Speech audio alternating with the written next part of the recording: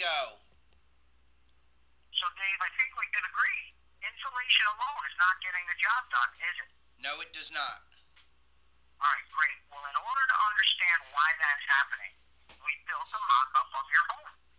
And as you can see, what we did here is in this configuration, we're creating a hot attic space up above, and then we took and put the insulation up in your attic.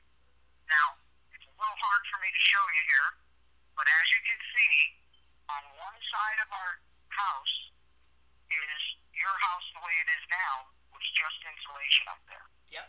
On the other side is your house with insulation and the Q-Shield installed. And what we're going to do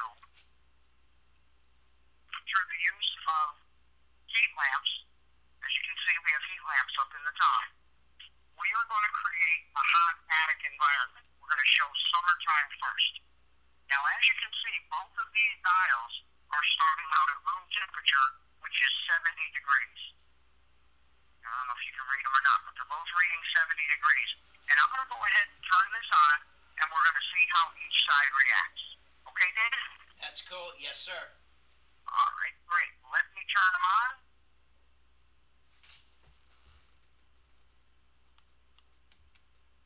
Go. Okay, while that's heating up, let's talk about how we lose and gain heat in a house.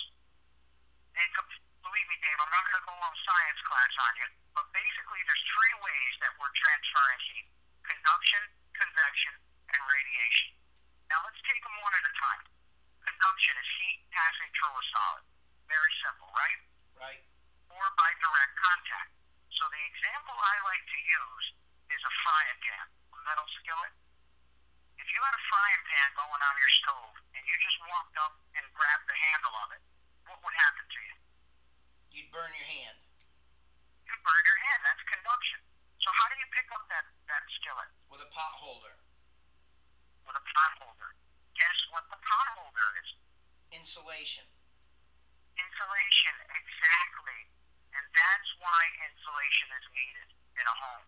It solves one of the three types of heat transfer. And it's really good at it. But the other two, it's not as good. Now keep in mind, if you kept holding on to that handle of the skillet, even with the pot holder, what eventually would you start to feel? The heat coming through the pot holder. Yeah, exactly, Dave. Any insulator will eventually heat up.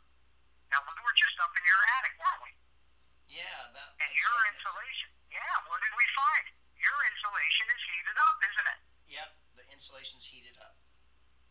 And once it heats up, it literally becomes a radiator. And radiation is our third type of heat transfer. Then it starts sending heat to wherever it's cooler.